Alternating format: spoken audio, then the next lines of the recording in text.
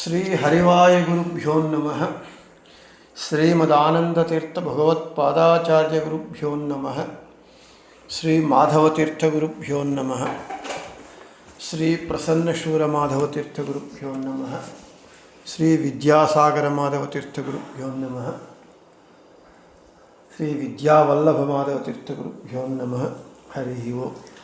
ಓಂ ವಿಷ್ಣುಂ ವಿಷ್ಣುರ್ವಷಟ್ಕಾರೋ ಭೂತಭವ್ಯಭವತ್ಪ್ರಭುಃ ಭೂತಕೃದ್ಭೂತಭೃದ್ಭಾವೋ ಭೂತಾತ್ಮಾ ಭೂತಭಾವನಃ ವಿಕ್ಷರೋ ರೋಹಿತೋ ಮಾರ್ಗೋ ಹೇತುರ್ದಾಮೋದರಃ ಸಹ ಮಹೀಧರೋ ಮಹಾಭಾಗೋ ವೇಗವಾನ್ ಅಮಿತಾಶನಃ. ನಮ್ಮ ವಿಷ್ಣು ಸಹಸ್ರನಾಮ ಪಾಠದಲ್ಲಿ 40ನೆಯ ಶ್ಲೋಕದಲ್ಲಿ ನಿನ್ನೆ ವೇಗವಾನ್ ಎಂಬುವಂತಹ ನಾಮವನ್ನು ಹೇಳ್ಕೊಂಡಿದ್ದೇವೆ. ಈ ಶ್ಲೋಕದಲ್ಲಿ ಕೊನೆಯ ಹೆಸರು ಅಮಿತಾಶನಃ. 377 377th ನೇಮ್ ಅಮಿತಾಶನಃ. ಅಶನ ವಸನ ಅಂತಾರೆ. ಅಶನ ಅಂದರೆ ಊಟ ತಿನ್ನೋದು, ಆಹಾರ ಅಂತ ಅರ್ಥ. ವಸನ ಅಂದರೆ ವಸ್ತ್ರ ಉಟ್ಕೊಳ್ಳು, ಅಶನ ವಸನಗಳು ಅಂತ. ಅಮಿತಾಶನಃ ಹೇಳ್ತಾರೆ. ಅಮಿತಂ ಅನಂತಂ ಸ್ವರೂಪಂ ಅಶ್ನಾತಿ ಅನುಭವತಿ ಇತಿ ಅಮಿತಾಶನಃ.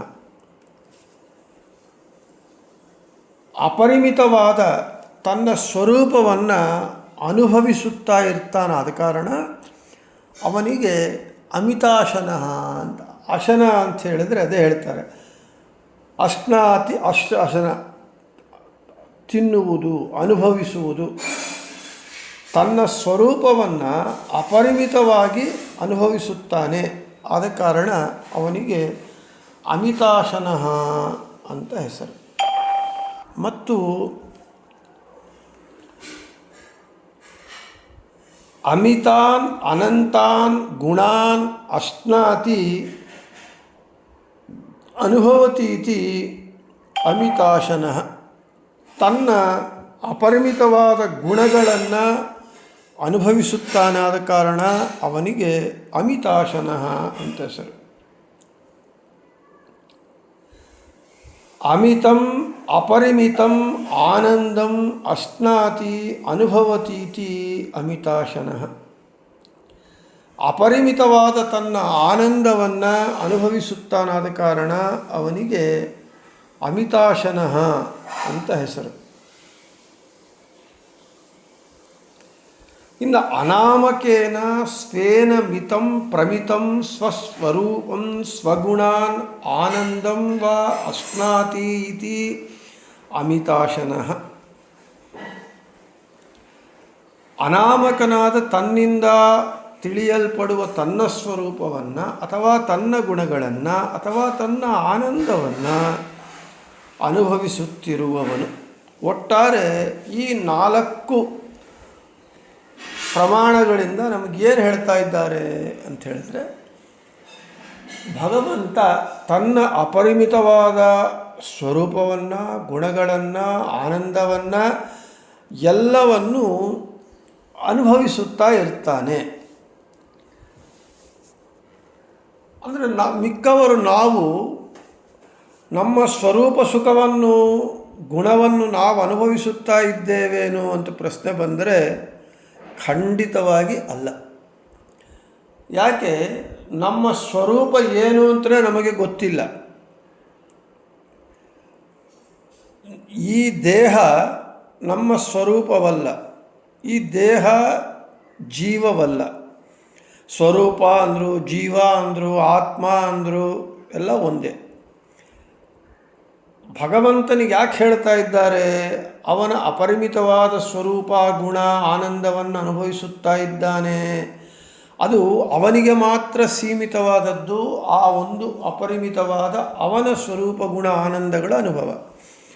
ಜೀವರಿಗೆ ಅದಾಗ್ತಾ ಇಲ್ಲ. ಯಾಕೆ ಅಂತ ಹೇಳಿದರೆ, ಜೀವರಿಗೆ ಅವರ ಸ್ವರೂಪ ಏನು ಅಂತಲೇ ಗೊತ್ತಾಗ್ತಾ ಇಲ್ಲ. ಇಲ್ಲಿ ಭಗವಂತನ ಸ್ವರೂಪ, ಗುಣ, ಆನಂದಗಳು ಅವೆಲ್ಲವೂ ಅವನ ಸ್ವರೂಪಾತ್ಮಕವಾಗೇ ಇದೆ. ಅವನು ಬೇರೆ ಅಲ್ಲ, ಅವನ ಆನಂದ ಗುಣ ಸ್ವರೂಪಗಳು ಬೇರೆ ಅಲ್ಲ, ಆದ ಕಾರಣ ಅವನು ಅನುಭವಿಸ್ತಾನೆ. ಜೀವರು ಹಾಗಲ್ಲ. ಜೀವರಿಗೆ 4 ದೇಹಗಳುಂಟು. ಸ್ವರೂಪ ದೇಹ, ಅದರ ಮೇಲೆ ಅದರನ್ನು ಮುಚ್ಚಿಡ್ತಾ ಇರುವ ಲಿಂಗದೇಹ, ಆ ಲಿಂಗದೇಹದ ಮೇಲೆ ಸೂಕ್ಷ್ಮ ದೇಹ ಅಥವಾ ಅನಿರುದ್ಧ ದೇಹ, ಅದರ ಮೇಲೆ ನಮ್ಮ ಕಣ್ಣಿಗೆ ಕಾಣುವ ಸ್ಥೂಲ ದೇಹ. ಈ ರೀತಿಯಾಗಿ ಜೀವನ ಒಂದು ಸ್ವರೂಪ ದೇಹ, ಜೀವ, ಆತ್ಮ, ಇವನ ಮೇಲೆ 3 ಆವರಕಗಳಿದೆ.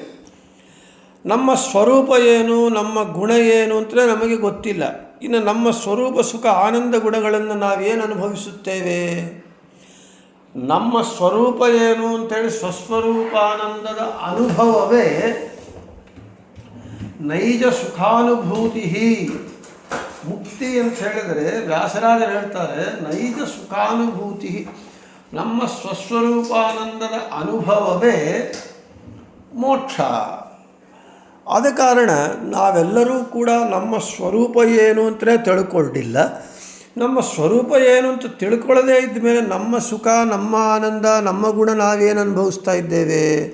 ಇವಾಗ ನಾವು ಸುಖ, ದುಃಖ, ಆನಂದ ಈ ಅನುಭವಗಳೆಲ್ಲವೂ ಕೂಡ ನಮ್ಮ ಅನಾದಿ ಕರ್ಮಾನುಸಾರವಾಗಿ ಈ ಸ್ಥೂಲ ದೇಹದಿಂದ ನಾವೆಲ್ಲ ಅನುಭವಿಸ್ತಾ ಇದ್ದೇವೆ. ಈ ಸ್ಥೂಲ ದೇಹದಲ್ಲಿರುವ ಈ ಜೀವ ನಾವು ಮೂಲ ರೂಪದಲ್ಲಿ, ಅಂದರೆ ನಮ್ಮ ಸ್ವರೂಪ ದೇಹ ಏನೇ ಆಗಿರಬಹುದು, ಮನುಷ್ಯನೇ ಆಗಿರಬೇಕಾಗಿಲ್ಲ, ಅದು ಪಶು ಆಗಿರಬಹುದು, ಕ್ರಿಮಿ ಕೀಟಕ ಏನು ಬೇಕಾದರೂ ಆಗಿರಬಹುದು. ಆದ ಕಾರಣ ನಮಗೆ ಒಂದು ಅವಕಾಶವಿಲ್ಲ, ಭಗವಂತನಿಗೆ ಮಾತ್ರ. ಆದ ಕಾರಣವೇ ಅವನಿಗೆ ಅಮಿತಾಶನಃ ಅಂತ ಹೆಸರು. ಅಪರಿಮಿತವಾದ ತನ್ನ ಸ್ವರೂಪ ಗುಣ ಆನಂದಗಳನ್ನು ಅನುಭವಿಸುತ್ತಾ ಇದ್ದಾನೆ. ನಮಗಿದು ಯಾವಾಗ ಬರುತ್ತೆ?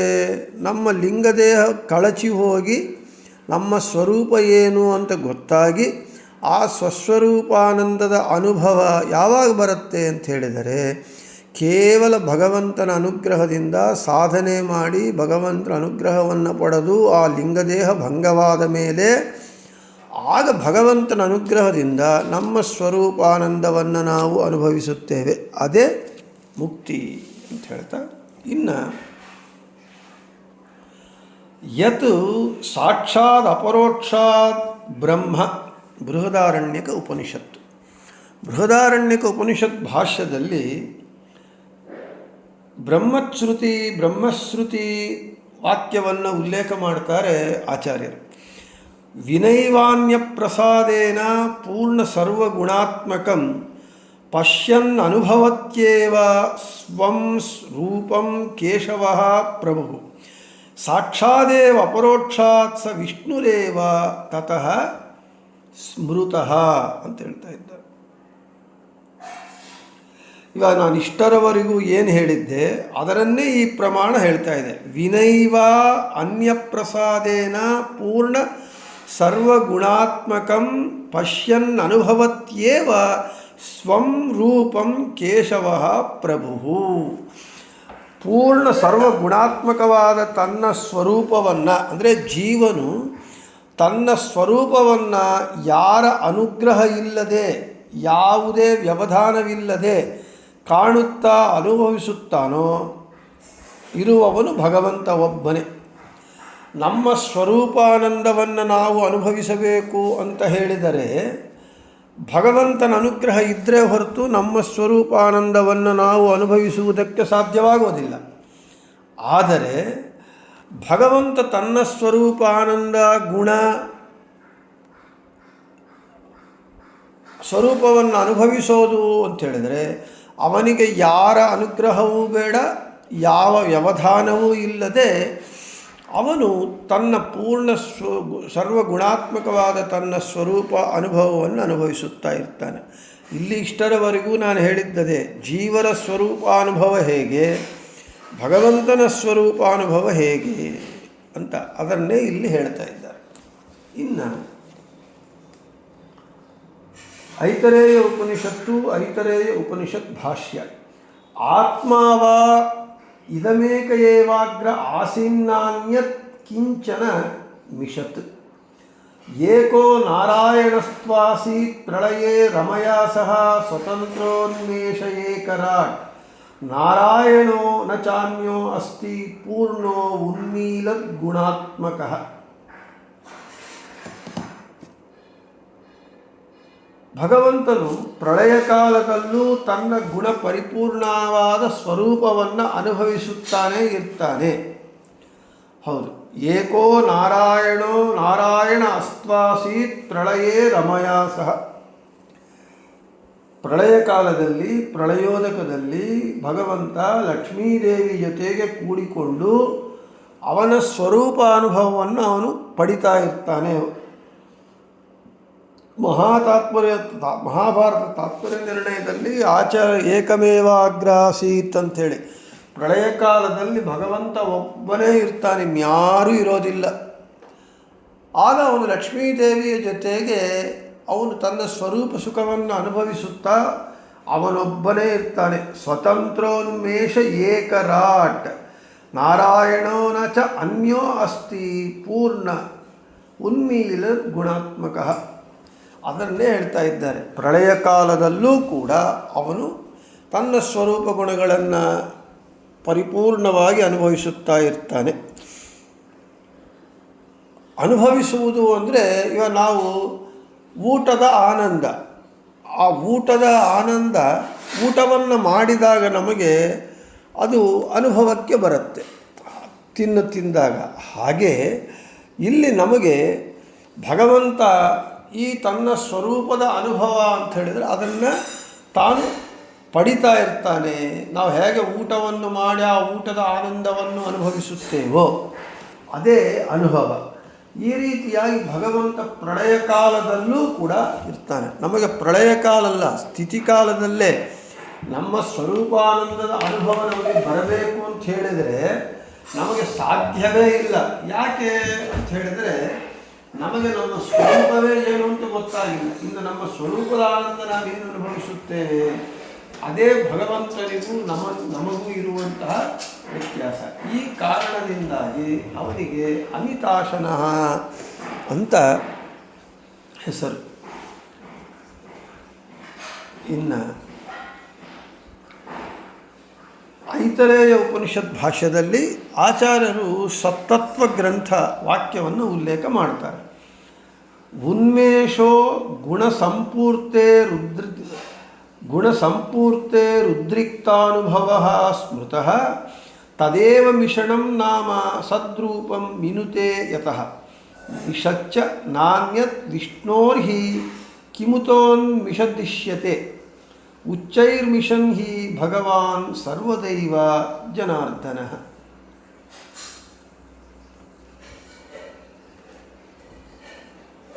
ಗುಣ ಪರಿಪೂರ್ಣತ್ವದ ಪರಿಪಕ್ವಾನುಭವವೇ ಉನ್ಮೇಷ ಎಂದು ಕರೆಯಲ್ಪಡ್ತಾ ಇದೆ.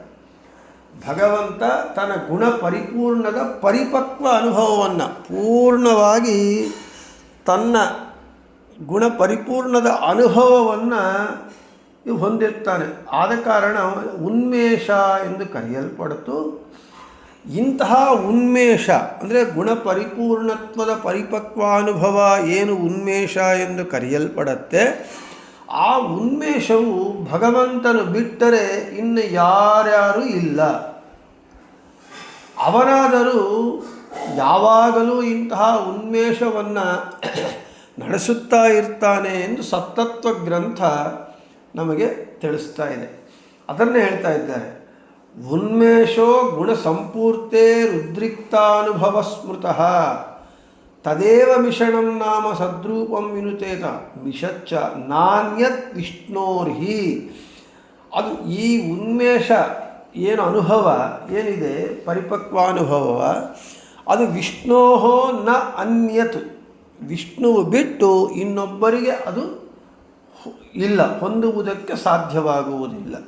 ಆ ಉನ್ಮೇಷವನ್ನು ಭಗವಂತ ಯಾವಾಗಲೂ ಸದಾ ನಡೆಸ್ತಾ ಇರ್ತಾನೆ, ಸರ್ವದೈವ. ಆದ ಕಾರಣ ಭಗವಂತನು ಅಮಿತಾಶನಃ ಎಂದು ಕರೆಯಲ್ಪಡ್ತಾ ಇದ್ದಾನೆ ಅಂತ ಸತ್ತತ್ವ ಗ್ರಂಥ ಹೇಳುತ್ತೆ. ಇನ್ನು ಗೀತಾ ತಾತ್ಪರ್ಯದಲ್ಲಿ ಆಚಾರ್ಯರು ಪರಮಶ್ರುತಿ ವಾಕ್ಯವನ್ನು ಉಲ್ಲೇಖ ಮಾಡ್ತಾರೆ. ತದಾಭಿನ್ನ ಗುಣಾ ನಿತ್ಯಮಪಿ ಸರ್ವೇ ವಿಶೇಷತಃ ಗುಣತ್ವೇನ ಗುಣಿತ್ವೇನ ಭೋಕ್ತೃಭೋಗ್ಯತೆಯ ಸ್ಥಿತಾಃ ಗುಣರೂಪೋಪಿ ಭಗವಾನ್ ಗುಣಭುಕ್ಚ ಸದಾ ಶ್ರುತಃ ಅಹಮಿತ್ಯಾತ್ಮಭೋಗೋ ಯತ್ ಸರ್ವೇಷಾಮನುಭೂಯತೆ ಅಭಿನ್ನೇಪಿ ವಿಶೇಷೋಯಂ ಸದಾ ಅನುಭವ ಗೋಚರಃ.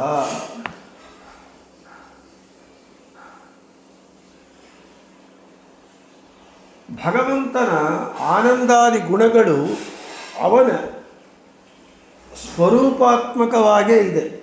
ಆದರೂ ವಿಶೇಷದ ಸಾಮರ್ಥ್ಯದಿಂದಾಗಿ ಅವುಗಳ ಅನುಭವವು ಅವನಿಗೆ ಕೂಡದಿರದು. ಅಂದರೆ ಭಗವಂತನ ಏನು ಸ್ವರೂಪ ಗುಣ ಆನಂದವೆಲ್ಲವೂ ಇಷ್ಟರವರೆಗೂ ನಾವು ಹೇಳಿಕೊಂಡಂತೆ ಸ್ವರೂಪಾತ್ಮಕವಾಗಿ ಇದೆ.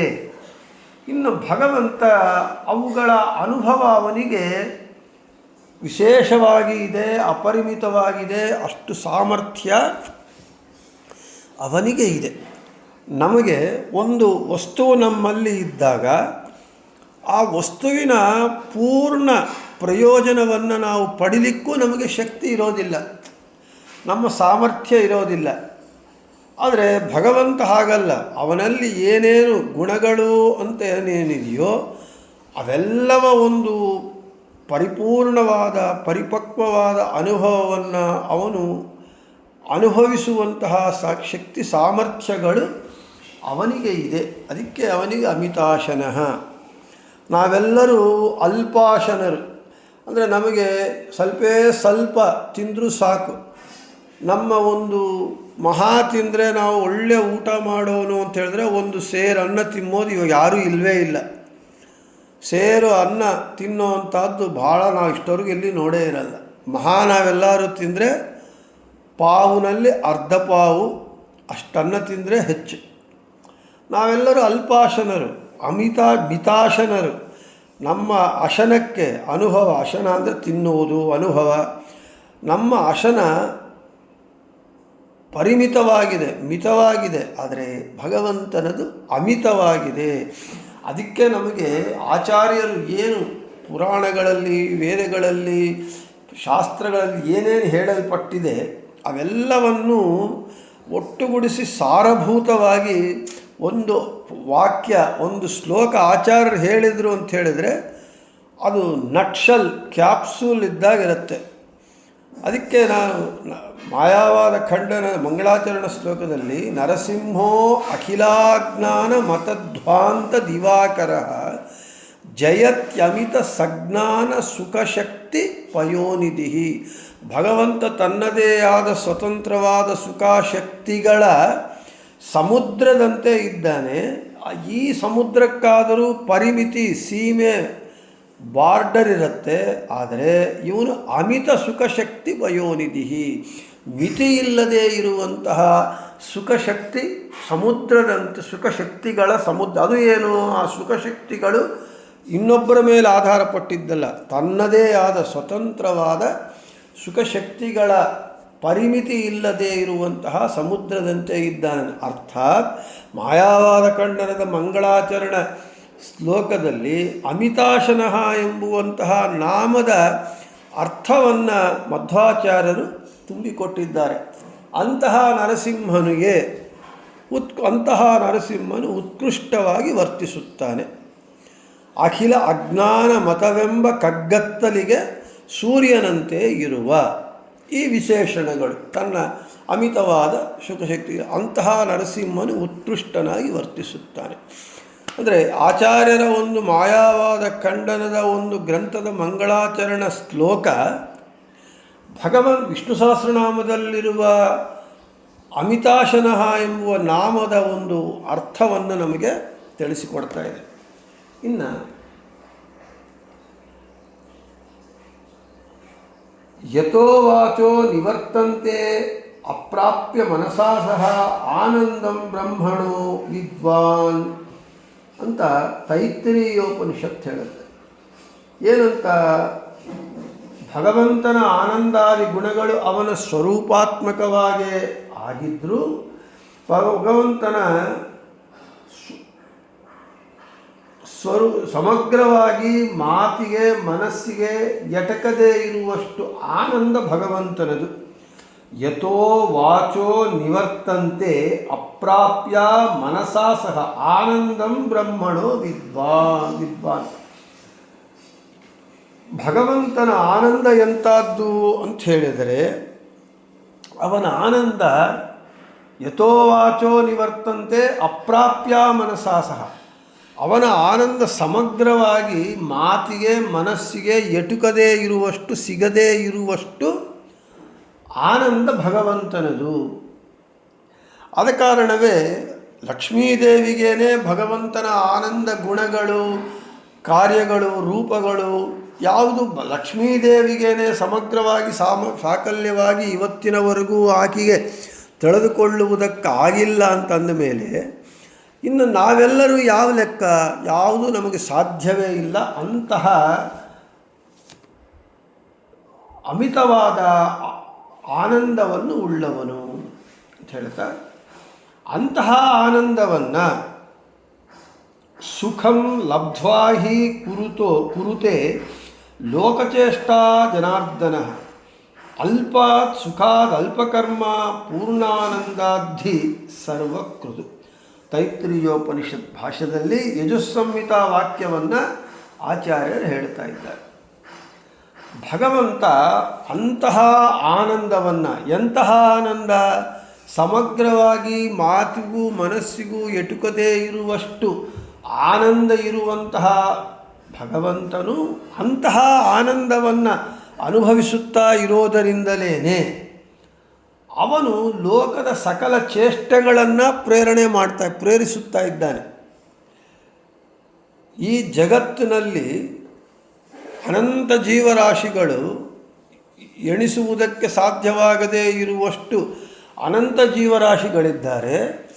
ಆ ಎಲ್ಲ ಜೀವರಾಶಿಗಳು ಕೂಡ ಅವರ ಚಲನವಲನಗಳಾಗಬೇಕು ಅಂತ ಹೇಳಿದರೆ, ಶ್ರುತಿ ಹೇಳಿದಂತೆ ತೇನ ವಿನಾ ತೃಣಮಪಿ ನ ಚಲತಿ ಅಂಥೇಳಿ ಭಗವಂತನ ಪ್ರಮೇಯ ನಿಮಿತ್ತ ಕಾರಣವಿಲ್ಲದೆ ಜಗತ್ತಿನಲ್ಲಿ ಹುಲ್ಲು ಕಡ್ಡಿಯೂ ಅಲ್ಲಾಡುವುದಿಲ್ಲ ಅಂತ ಏನು ಹೇಳುತ್ತೆ, ಅಂತಹ ಈ ಲೋಕದಲ್ಲಿರುವ ಎಲ್ಲ ಜೀವರ ಚೇಷ್ಟೆಗಳು ನಡೆಯುವಂತೆ ಅವನು ಪ್ರೇರಣೆ ಮಾಡ್ತಾನೆ. ಯಾಕೆ? ಅಂತಹ ಅಪರಿಮಿತವಾದ ಆನಂದದ ಅನುಭವ ಅವನಿಗೆ ಇರೋ ಕಾರಣದಿಂದಲೇ ಅಷ್ಟು ಮಾಡ್ತಾ ಇದ್ದಾನೆ. ಇಲ್ಲದೇ ಇದ್ದರೆ ಸಾಧ್ಯವಿಲ್ಲ. ಆದ ಕಾರಣ ಭಗವಂತ ಎಲ್ಲರಲ್ಲೂ ಬಿಂಬರೂಪಿಯಾಗಿ ಇದ್ದು ಪ್ರತಿಯೊಬ್ಬ ಜೀವನು ಯಾವ ಕಾಲದಲ್ಲಿ ಯಾವ ಕೆಲಸವನ್ನು ಎಷ್ಟೊತ್ತು ಎಲ್ಲಿ ಮಾಡಬೇಕು ಅಂತ ಹೇಳಿ ಅವನು ಪ್ರೇರಕನಾಗಿ, ಅದಕ್ಕೆ ಬಿಂಬರೂಪಿಯಾಗಿ ಪ್ರೇರಕನಾಗಿ ನಿಯಮ್ಯ ನಿಯಾಮಕನಾಗಿ ಅವನು ಮಾಡ್ತಾ ಇದ್ದಾನೆ. ಯಾಕೆ? ಅಂತಹ ಆನಂದದ ಅನುಭವ ಅವನಿಗೆ ಇರುವುದರಿಂದ. ಇನ್ನು ಪ್ರಳಯೇ ಸರ್ವಂ ಅಶ್ನಾತಿ ಇತಿ ಅಮಿತಾಶನಃ. ಪ್ರಳಯ ಕಾಲದಲ್ಲಿ ಸರ್ವವನ್ನು, ಅಪರಿಮಿತವಾದದ್ದನ್ನು ಭಕ್ಷಿಸುವವನು. ಹೌದು, ಪ್ರಳಯ ಕಾಲದಲ್ಲಿ ಇಡೀ ಜಗತ್ತನ್ನು ತನ್ನ ಹೊಟ್ಟೆಯಲ್ಲಿ ಇಟ್ಕೊಂಡಿರ್ತಾನೆ. ಅದಕ್ಕೆ ಜಗದುದರ, ಜಗದ್ಭುಕ್ಕು ಅಂಥೇಳಿ ಅವನಿಗೆ ಹೆಸರು. ಪ್ರಳಯ ಕಾಲದಲ್ಲಿ ಇಡೀ ಜಗತ್ತನ್ನು ತನ್ನ ಹೊಟ್ಟೆಯಲ್ಲಿಟ್ಟುಕೊಂಡು ರಕ್ಷಣೆ ಮಾಡ್ತಾನೆ. ಹೊಟ್ಟೆಯಲ್ಲಿಟ್ಟುಕೊಳ್ಳುವುದು ಅಂತೇಳಿದ್ರೆ ತನ್ನ ಹೊಟ್ಟೆಯಲ್ಲಿ ತಾನು ಒಳಗೆ ತಿಂದು ಬಿಡ್ತಾನೆ, ಒಳಗೆ ಇಡ್ತಾನೆ. ಅದೇ ನಮಗೆ ಭಗವದ್ಗೀತೆಯಲ್ಲಿ ವಿಶ್ವರೂಪದಲ್ಲಿ ಭಗವಂತ ಅದೇ ತೋರಿಸ್ತಾನೆ ಅರ್ಜುನನಿಗೆ. ಹೇ ಅರ್ಜುನ, ನೋಡು ನನ್ನ ವಿಶ್ವರೂಪ. ವಿಶ್ವರೂಪ ಅಂದರೆ ಇಡೀ ಜಗತ್ತೆಲ್ಲವೂ ನನ್ನಲ್ಲಿಯೇ ಇದೆ. ಆ ಅರ್ಜುನ ಭಗವಂತನಲ್ಲಿ ಇಡೀ ಬ್ರಹ್ಮಾಂಡವನ್ನೆಲ್ಲ, ವಿಶ್ವವನ್ನೆಲ್ಲ ಆ ಭಗವಂತನಲ್ಲಿ ಕಾಣ್ತಾನೆ. ಆದ ಕಾರಣ ಅವನಿಗೆ ಪ್ರಳಯ ಕಾಲದಲ್ಲಿ ಎಲ್ಲವನ್ನೂ ಅಪರಿಮಿತವಾದದ್ದನ್ನು ತನ್ನ ಹೊಟ್ಟೆಯಲ್ಲಿ ಇಟ್ಟುಕೊಂಡಿರುವವನು. ಆದ ಕಾರಣ ಅವನಿಗೆ ಅಮಿತಾಶನಃ ಅಂತ ಹೆಸರು. ಅನಂತ ಜೀವೇಂದ್ರಿಯಸ್ಥಃ ಸನ್ ಅಮಿತಂ ಯಥೇಷ್ಟಂ ಅಶ್ನಾತಿ ಇತಿ ಅಮಿತಾಶನಃ. ನಾನೀಗ ಇಷ್ಟ ಮುಂಚೆ ಹೇಳಿದಂತೆ ಅನಂತ ಜೀವರಲ್ಲಿ ಇದ್ದು ಪ್ರೇರಣೆ ಮಾಡ್ತಾನೆ, ಪ್ರೇರಕನಾಗಿದ್ದಾನೆ, ನಿಯಾಮಕನಾಗಿದ್ದಾನೆ ಅಂತ ಹೇಳಿದ್ನಲ್ಲ, ಅದನ್ನೇ ಹೇಳ್ತಾ ಇದ್ದಾರೆ. ಅನಂತ ಜೀವೇಂದ್ರಿಯಸ್ಥಃ ಸನ್ ಅಮಿತಂ ಯಥೇಷ್ಟಂ ಅಶ್ನಾತಿ ಇತಿ ಅಮಿತಾಶನ. ಅನಂತ ಜೀವರು, ಆ ಜೀವರ ಇಂದ್ರಿಯಗಳು, ಅನಂತ ಜೀವರ ಇಂದ್ರಿಯಗಳಲ್ಲಿ ಇದ್ದುಕೊಂಡು ಅಮಿತ ಭೋಗಗಳನ್ನು ಅನುಭವಿಸುತ್ತಾನೆ. ಆದ ಕಾರಣ ಅವನಿಗೆ ಅಮಿತಾಶನಃ ಅಂತ ಹೆಸರು. ಹೌದು, ಪ್ರತಿಯೊಬ್ಬ ಜೀವನಿಗೂ ದೇಹವಿದೆ, ಆ ದೇಹಕ್ಕೆ ಇಂದ್ರಿಯಗಳಿದೆ. ಆ ಇಂದ್ರಿಯಗಳಿದ್ದುಕೊಂಡು 5 ಜ್ಞಾನೇಂದ್ರಿಯಗಳು, 5 ಕರ್ಮೇಂದ್ರಿಯಗಳು, ಅದನ್ನು ನಿಯಂತ್ರಿಸುವಂತಹ 11ನೇ ಇಂದ್ರಿಯ ಮನಸ್ಸು, ಇವುಗಳಿಂದ ನಾವು ಅನೇಕ ಅನುಭವಗಳನ್ನು ಪಡಿತಾ ಇದ್ದೇವೆ. ಕಣ್ಣಿಂದ ನೋಡಿ, ನೋಡಿ ರೂಪವನ್ನು ನೋಡಿ ಆನಂದ ಪಡ್ತೇವೆ. ಬಾಯಿಯಿಂದ, ನಾಲಿಗೆಯಿಂದ ಒಳ್ಳೆಯ ಊಟವನ್ನು ತಿಂದು ಆನಂದ ಪಡ್ತೇವೆ. ಕೈಯಿಂದ ಕೆಲಸಗಳನ್ನು ಮಾಡಿ ಆನಂದ ಪಡ್ತೇವೆ. ಕಾಲಿಂದ ಮಾಡಿ, ಈ ರೀತಿಯಾಗಿ ಅನಂತ ಜೀವರ ಅನಂತ ಇಂದ್ರಿಯಗಳಲ್ಲಿದ್ದುಕೊಂಡು ಬಿಂಬನಾಗಿ ತಾನು ಆ ಇಂದ್ರಿಯಗಳಿಂದ ಆಯಾ ಸಂಬಂಧಿತ ಕೆಲಸಗಳನ್ನು ಮಾಡಿ ಆ ಅನುಭವ, ಆ ಕಾರ್ಯದಲ್ಲಿ, ಆ ಪದಾರ್ಥಗಳಲ್ಲಿರುವ ತನ್ನದೇ ಆದ ಸಾರವನ್ನು ತಾನು ಸ್ವೀಕಾರ ಮಾಡಿ ಜೀವರಿಂದ ಆ ಕೆಲಸಗಳನ್ನು ಮಾಡಿಸಿ ಪ್ರಾಕೃತ ರಸವನ್ನು ಅವರಿಗೆ ಆನಂದ ದುಃಖಾನುಭವಗಳನ್ನು ಕೊಡ್ತಾ ಇದ್ದಾನೆ. ಆದ ಕಾರಣ ಅನಂತ ಜೀವರ ಇಂದ್ರಿಯಗಳಲ್ಲಿದ್ದುಕೊಂಡು ಅಮಿತವಾದ ಭೋಗಗಳನ್ನು ಅನುಭವಿಸುತ್ತಾನೆ. ಆದ ಕಾರಣ ಅವನಿಗೆ ಅಮಿತಾಶನಃ ಅಂತ ಹೆಸರು. ಅಮಿತಂ ಜೀವೈರನನುಭೂತಂ ಸಾರಭೂತಂ ಅಶನಮಸ್ಯ ಇತಿ ಅಮಿತಾಶನ. ಇಲ್ಲಿ ಇನ್ನೂ ಸ್ವಾರಸ್ಯ ಏನು ಅಂತ ಹೇಳಿದರೆ, ಎಲ್ಲರ ಜೀವರ ಇಂದ್ರಿಯಗಳಲ್ಲಿದ್ದುಕೊಂಡು ಅಮಿತ ಭೋಗಗಳನ್ನು ಅನುಭವಿಸುತ್ತಾನೆ. ಅಂದರೆ ಆ ಜೀವರು ಅನುಭವಿಸುವಂತಹ ಭೋಗಗಳನ್ನು ತಾನು ಸಾರಭೂತವಾಗಿ ತನ್ನದೇ ಸ್ವಾಕ್ಯರಸವನ್ನು ತಾನು ಸ್ವೀಕಾರ ಮಾಡಿ ಅನುಭವಿಸಿ ಜೀವರಿಗೆ ಆ ಅನುಭವವನ್ನು ಕೊಡ್ತಾನೆ. ಆದರೆ ಜೀವರಿಂದ ಅನುಭವಿಸದೇ ಇರುವಂತಹ, ಅದನ್ನೇ ಹೇಳ್ತಾ ಇದ್ದಾರೆ, ಅಮಿತಂ ಜೀವೈಹಿ ಅನನುಭೂತಂ.